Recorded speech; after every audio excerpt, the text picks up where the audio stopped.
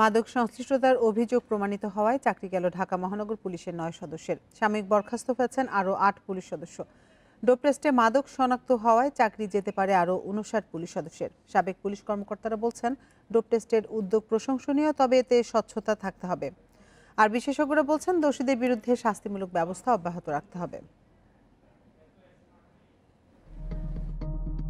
Police সদস্যদের মধ্যে কেউ মাদকাসক্ত কিনা তা নিশ্চিতে চলতি বছরেই শুরু হয় ডোপ টেস্ট।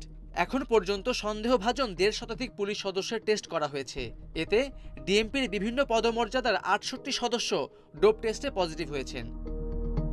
মাদকসেবী হিসেবে শনাক্ত হওয়া পুলিশ সদস্যদের মধ্যে এসআই ৭ জন, সার্জেন্ট ১ জন, এএসআই ৫ জন, নায়ক ৫ জন ও কনস্টেবল ৫০ জন। তাদের কেউ কেউ জড়িয়ে গিয়েছিলেন মাদক কারবারেও। পুলিশের সাবেক কর্মকর্তারা বলছেন, এ ধরনের পদক্ষেপ পুলিশের মধ্যে অপরাধ প্রবণতা অনেক কমিয়ে আনবে। তবে কাউকে শাস্তি দেওয়া হলে তা পুরো ডিপার্টমেন্টকে জানাতে হবে, যাতে অন্যরা সংশোধন হয়ে যায়। যখনই যার বিরুদ্ধে প্রমাণ হবে, সে তাৎক্ষণিকভাবে প্রথম ছোট কাজটা যেটা হবে, তাকে অবসরে পাঠানো, ডিসমিস করা।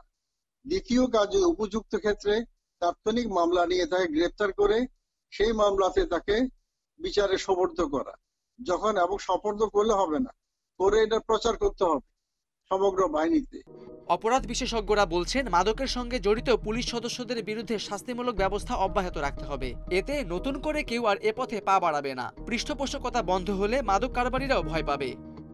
এক ধরনের একটা দোষারোপ ছিল পুলিশের বিরুদ্ধে, যে পুলিশের ভিতরে আসলে কোনো ডিসিপ্লিনারি অ্যাকশন নেওয়া হয় না। আমি মনে করি এটা খুবই পজিটিভ একটা ডিসিশন পুলিশের, বাংলাদেশ পুলিশের, এবং একই সাথে এই ধরনের কর্মকাণ্ড যাতে অব্যাহত থাকে। কেউ অপরাধ করলে সে যদি পার না পায়, সেজন্য যথাযথ ব্যবস্থা পুলিশের ইন্টারনাল অথরিটির থাকতে হবে।